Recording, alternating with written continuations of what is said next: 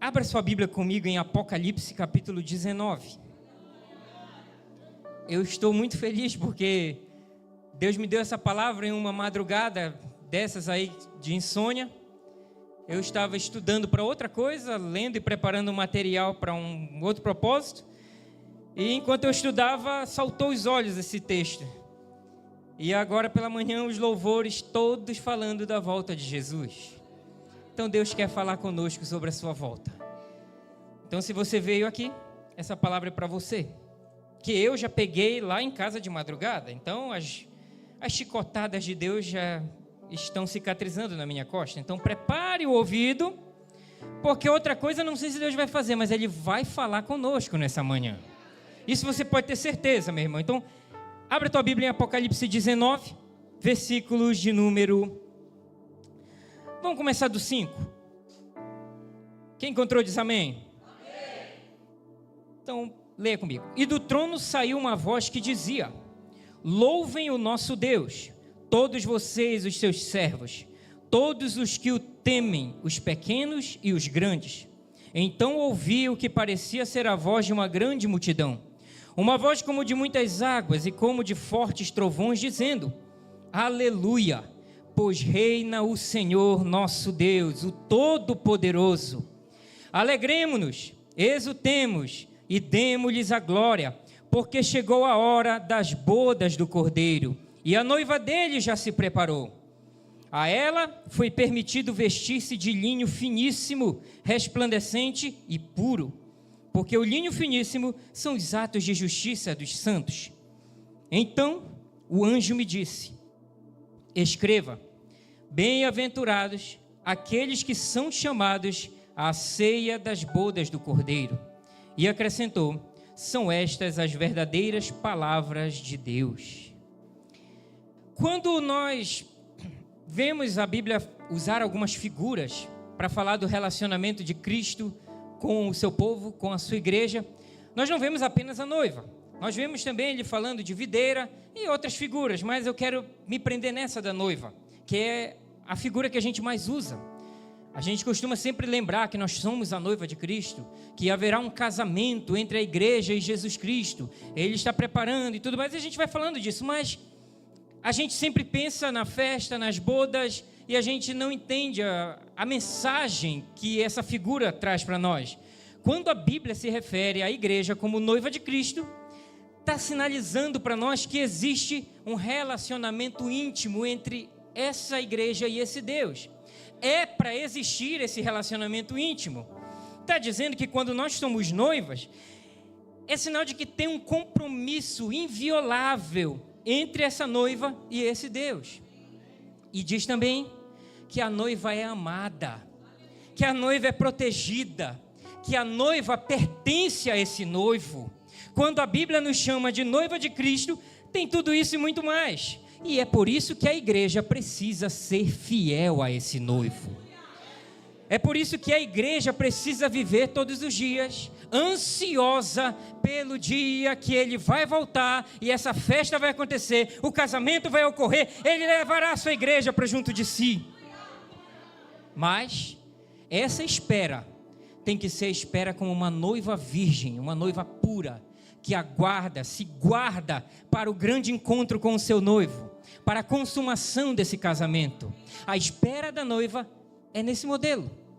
Por isso que ele nos chama de noiva. Mas vamos tentar entender onde foi que chegou na noiva, como tudo isso começou. Lá no Antigo Testamento, a gente vê Deus separando um povo para si. Ele pega um povo que seria o povo exclusivo dele. Ele separa do meio de todos os povos um povo para se relacionar com ele. E em outros episódios da Bíblia nós vemos, lá no Antigo Testamento, Deus falando que Israel, o povo, era a sua esposa. Deus era esposo de Israel, sempre trazendo essa figura de um relacionamento. Só que conforme a gente vai observando essa revelação progressiva, a gente percebe que esse relacionamento é problemático.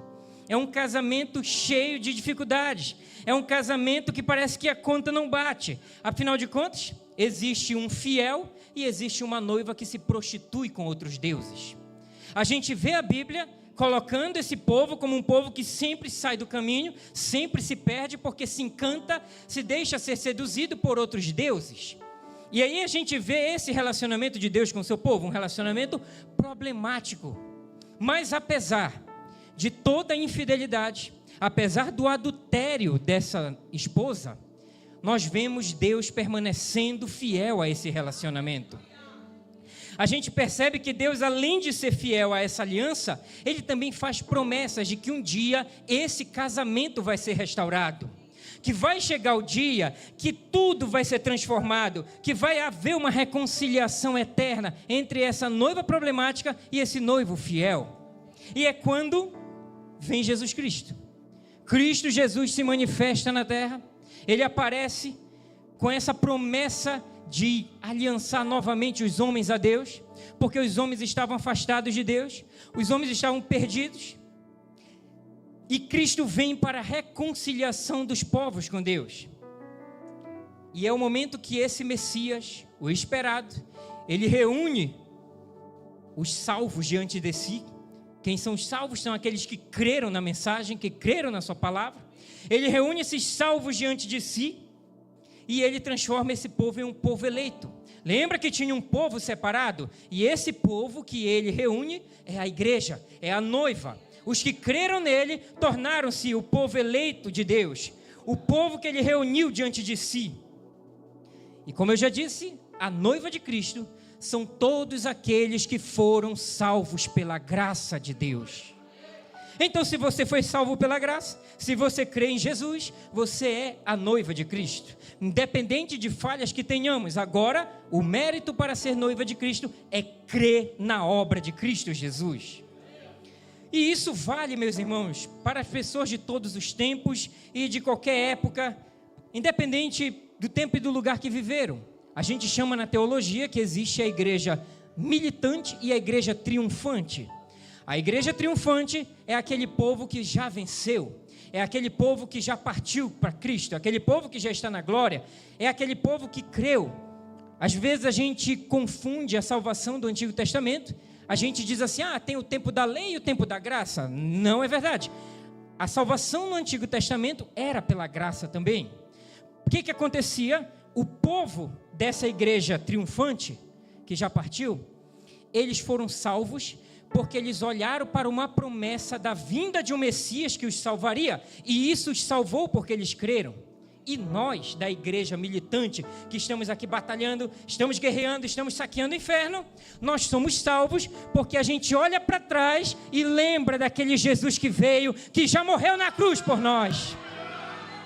E é isso que nos garante a salvação.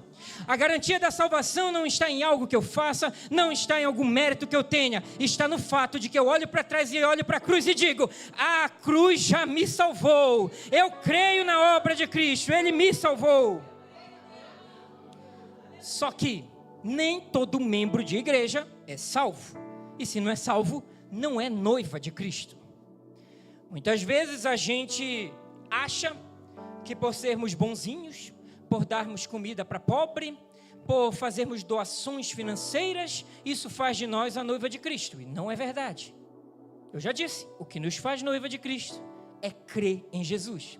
E crer em Jesus pressupõe obediência, pressupõe caminhar na vontade desse Deus.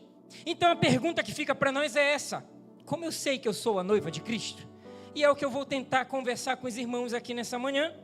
Nós vamos passear um pouco pela Bíblia e vamos tentar descobrir algumas marcas da noiva. Não são todas as que eu vou falar aqui, tem mais, mas eu quero trazer algumas para os irmãos. E a primeira marca de uma noiva de Cristo é entender que ela é escolhida. A noiva de Cristo, ela não escolheu o Senhor, ela foi escolhida por Deus.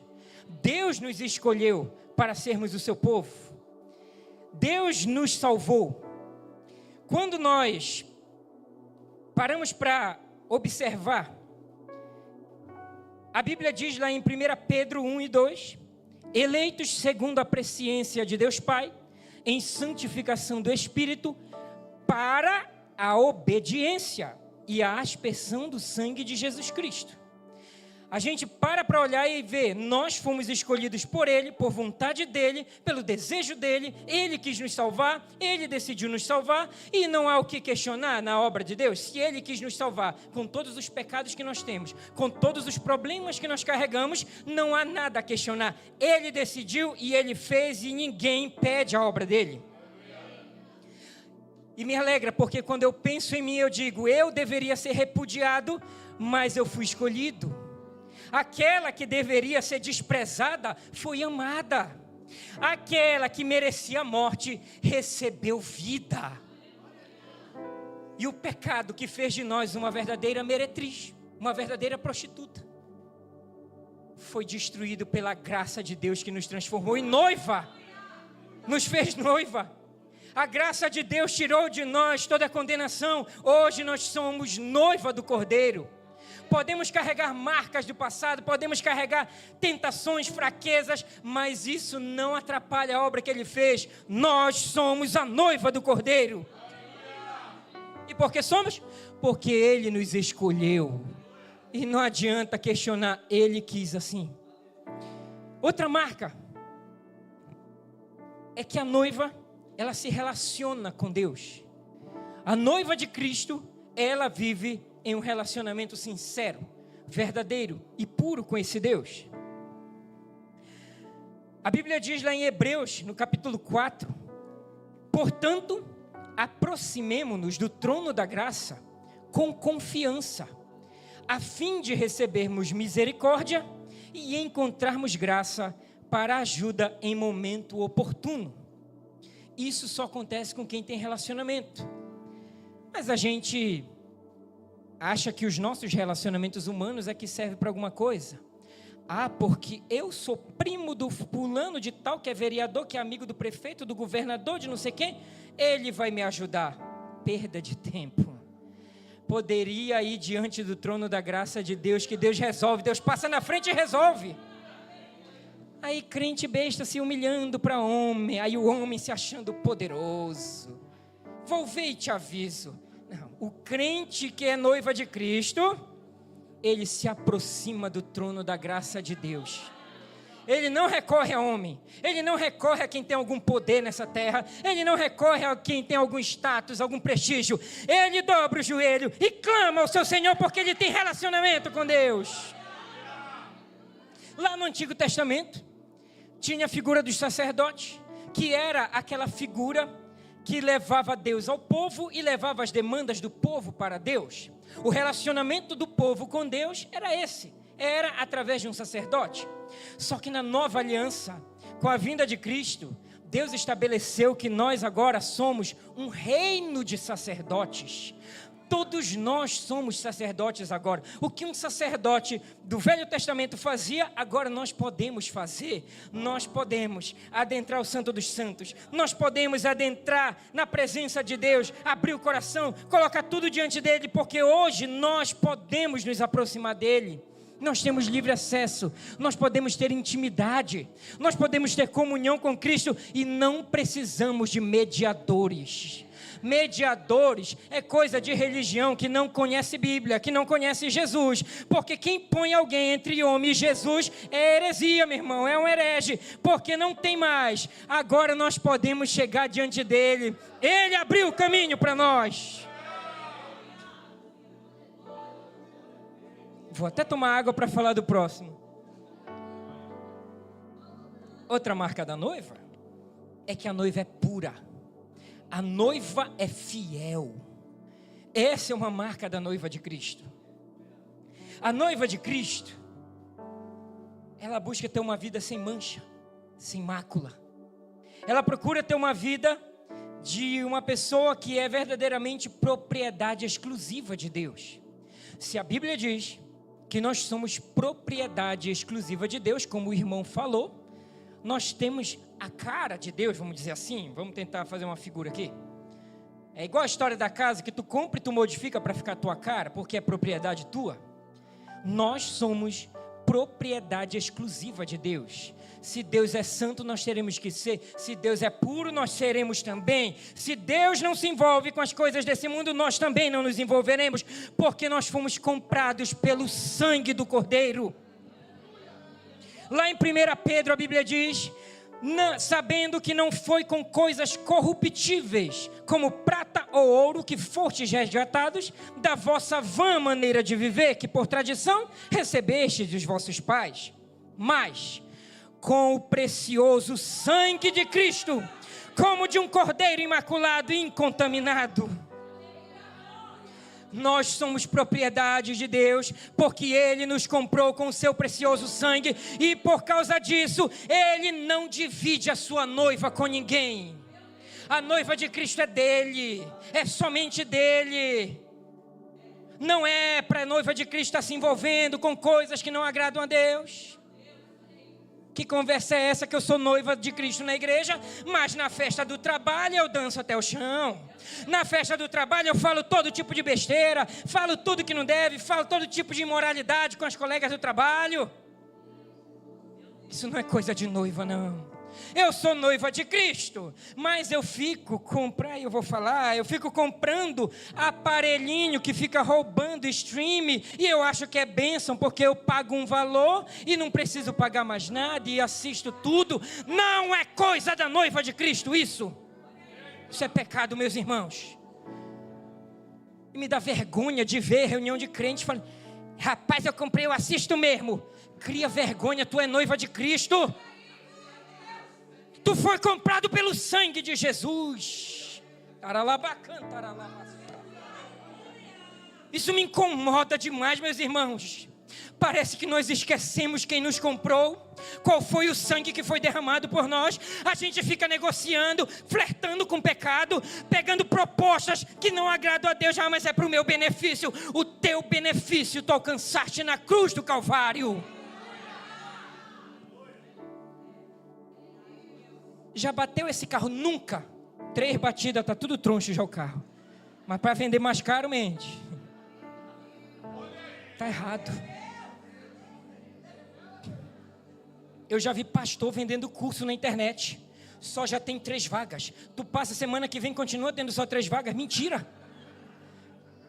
O curso é R$500, mas eu estou vendendo por 20. Aí tu fica, opa, tá barato. Mentira. Crente não tinha que fazer isso. O crente confia no seu Senhor, ele tem relacionamento com o seu Senhor. Se tu vende alguma coisa, é Deus que manda cliente, é Deus que vai mandar quem tem que comprar. E se não mandar, Ele manda a providência de outro jeito.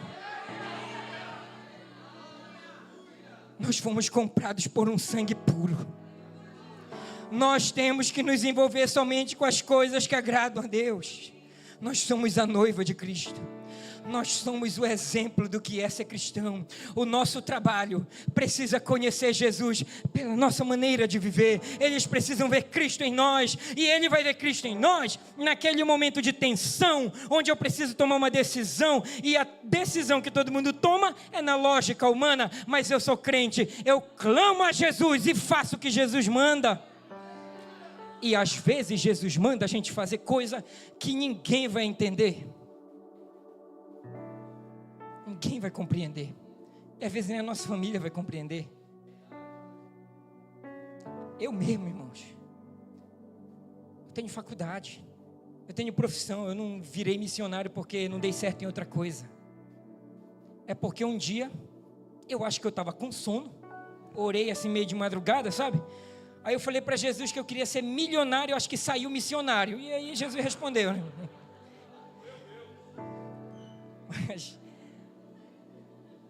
Mas é assim que é a vida do crente. O crente, ele caminha pela palavra de Deus. Ele é luz. Porque o que é luz para nós, que a Bíblia diz lá em Salmos? Que é a palavra do Senhor. Lâmpada para os meus pés, luz para o meu caminho. É a palavra de Deus, meus irmãos. E por onde eu andar, eu preciso ser luz, eu preciso iluminar o caminho que eu estou passando. Não foi com coisas corruptíveis que nós fomos comprados. E a gente está se vendendo por coisas corruptíveis, se trocando por coisas que acabam, que passam. Quantas pessoas se envolvendo em coisa errada por causa de R$500. Isso é corruptível também, isso passa, isso acaba. Ainda mais agora com o preço do café. Ih, agora que acaba rápido mesmo. Agora é... O irmão falando aqui, eu pensei, meu Deus, chegou a época de a gente fazer chá de mato. Mato que tiver disponível. A gente ri, a gente brinca, irmão, mas a verdade é que a gente não tinha que ter medo dessas coisas, né? Porque o nosso está garantido. Quem viveu o governo Dilma, lembra o desespero que a gente passou e nós vencemos. Veio pandemia e a gente viu a providência de Deus certeira na vida do crente. Pode ter faltado para alguém, mas para quem é crente teve. Ah, meu irmão, não teve tudo não. Pode não ter tido a janta, mas o almoço tinha. Porque Jesus não deixa faltar para o crente. E assim vai ser, meu irmão. A gente vai passar esse período dessa letra aí. A gente vai passar e vai vencer porque a gente confia no nosso Senhor. Talvez é uma oportunidade de Deus ensinar para o seu povo a não ficar confiando em homem pecador. Fica levantando ídolos aí, como se eles pudessem nos salvar de alguma coisa. Levantando esses homens, como se eles pudessem resolver alguma coisa para nós. Colocando esses homens num pedestal de herói. Não, meu irmão, não foi com coisa corruptível que fomos comprados. Foi com o sangue do Cordeiro. Ele é o herói da igreja. Ele é o salvador do seu povo. Esses políticos aí passam, esses poderes caem, esses poderes se acabam, mas a palavra de Deus permanece. É ela que te guia, é ela que te ilumina. Então não confia nesses homens não, confia em Jesus. E ontem eu via na internet o povo desesperado, porque não sei lá quem ganhou a eleição lá do Congresso. Eu estou despreocupado. Porque o meu Jesus já ganhou também lá na cruz e nunca mais perdeu. Ninguém tirou a vitória dele. Paremos de confiar nos homens. A nossa confiança está no nome de Jesus. A gente vota porque obrigaram a gente a votar. A gente vai lá e vota. Mas não vai mudar nada na vida do crente isso aí. Porque o crente é que foi eleito de verdade. Esses aí estão só experimentando da glória que nós experimentaremos lá. Onde nós viveremos em poder eterno e não vai ser um poder egoísta, onde eu acabo com a vida de alguém para melhorar a vida de quem eu prefiro. Lá não, lá o poder é igual, porque o poder de Deus, o poder emana do Senhor. Todos estaremos envolvidos pelo poder de Deus. Que é essas coisas que a gente vive de vez em quando na igreja, que desce uma glória, uma manifestação de poder, uma alegria incrível, indizível. É isso que nós viveremos lá, só que vai ser eternamente. Para sempre nós viveremos lá. Deus não divide a sua noiva com ninguém. A noiva de Cristo, ela é comprometida com Ele. Ela não está comprometida com o mundo.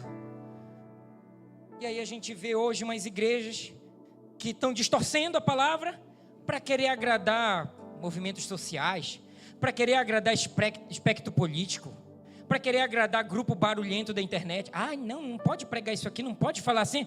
Vamos falar assim, porque vem Golias contra nós e a gente vai com 5 pedras contra ele, porque a gente vai no nome do Senhor. Pode vir contra nós. A igreja não precisa ter medo do mundo se levantar contra ela. Vem Golias, nós vamos no nome do Senhor.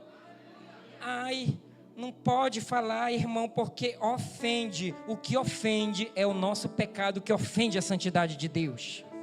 A gente tem que falar a verdade. A gente tem que bater, e se matarem. Se nos matarem, meus irmãos, nós vencemos, nós viramos a igreja triunfante. Não tem derrota para a igreja de Cristo. Se estivermos vivos, somos vitoriosos. Se nos matarem, nos promoveram para a glória eterna. Ninguém derrota a igreja de Jesus. Mas isso é só a noiva. Tem noiva de Deus aqui? E por último, a noiva de Cristo, ela não é acomodada. A noiva de Cristo, ela está em atividade. A Bíblia diz lá em Mateus 28:19: portanto, vão e façam discípulos de todas as nações. Pausa para essa palavra. A palavra nações aqui nesse texto, no grego, é a palavra etnos, que significa etnias, Jesus não está falando aqui para nós pregarmos para as nações, mas para todos os povos que tem nessas nações. Sabe Deus quantas etnias não tem? Mas todas elas têm que ouvir. Todas elas devem escutar. Na minha região, na Amazônia, eu não sei quantas etnias indígenas tem. Tem uma cidade lá que tem 26 etnias diferentes, são 26 dialetos diferentes no mesmo lugar. Inclusive, duas línguas da cidade oficiais são línguas indígenas, é o tucano e o baré, além do português. Nessa cidade, 90% da população é indígena. E é uma mistura de etnias ali. Todas elas têm que ouvir falar de Jesus. Se a igreja de Cristo é uma noiva acomodada, ela não vai conseguir obedecer. Até porque nações mesmo, países, já tem poucos que ainda não entramos. Só que a gente não sabe quantos povos tem dentro desses poucos países que ainda precisaram ouvir. No próprio Brasil, tem povos que ainda não foram alcançados, como, por exemplo, os povos indígenas da região do Javari. Aquela região é muito isolada na Amazônia, ninguém passa por lá. Os povos indígenas dali não tiveram contato ainda com não indígenas. E aí a gente vê aí a militância política brigando para não deixar missionário entrar. Mas não tem, gente. Se a igreja de Cristo ela não está acomodada, Deus abre as portas e a gente entra. Eu fui para uma comunidade indígena fazer um congresso de jovens lá. E aí eu soube que para entrar tinha que ir um indígena com a gente, senão a gente não entrava, não passava. E eu fiquei tão alegre porque, ok, tem essa regra aí, né? Só pode entrar se tiver um indígena querendo. Os indígenas tudo querendo Jesus e tem que levar os crentes para pregar lá para dentro. Agora não tem para FUNAI. Vai ter que entrar, vão ter que inventar uma regra diferente agora. Porque eles querem ouvir Jesus e eles levam a gente para lá e está avançando cada vez mais. Quando eu fui, estava naquele povoado, mas eu já soube que aqueles crentes já chegaram mais longe. E está indo embora e vai chegar, porque ninguém para a palavra de Deus. Mas a palavra de Deus é pregada pela noiva dele. Agora, se a noiva dele se tornar uma noiva acomodada, eu não quero pegar cargo na igreja, não quero fazer nada, quero só me sentar no culto, não é noiva. Noiva trabalha, noiva é ativa. E eu vou te falar, se tu ficar nessa conversa igual eu estava, Deus vai usar o Claudião para te dar um abraço e estralar os esqueletos. Mas, irmãos,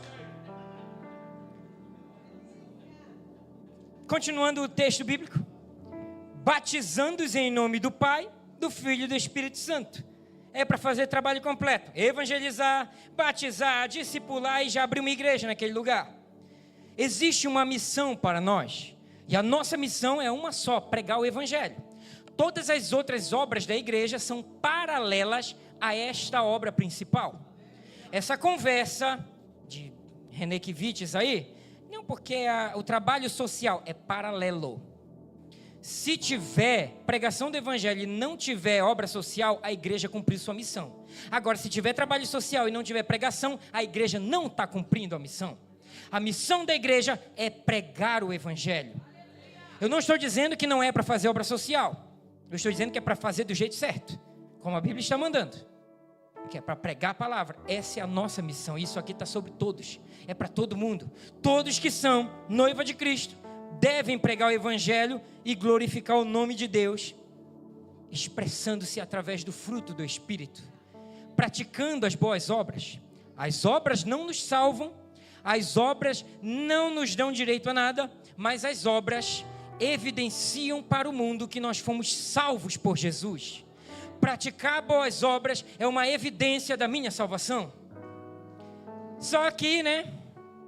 A pessoa está carente, está precisando de ajuda, ela que venha pedir. Ela que venha nos meus pés me pedir ajuda.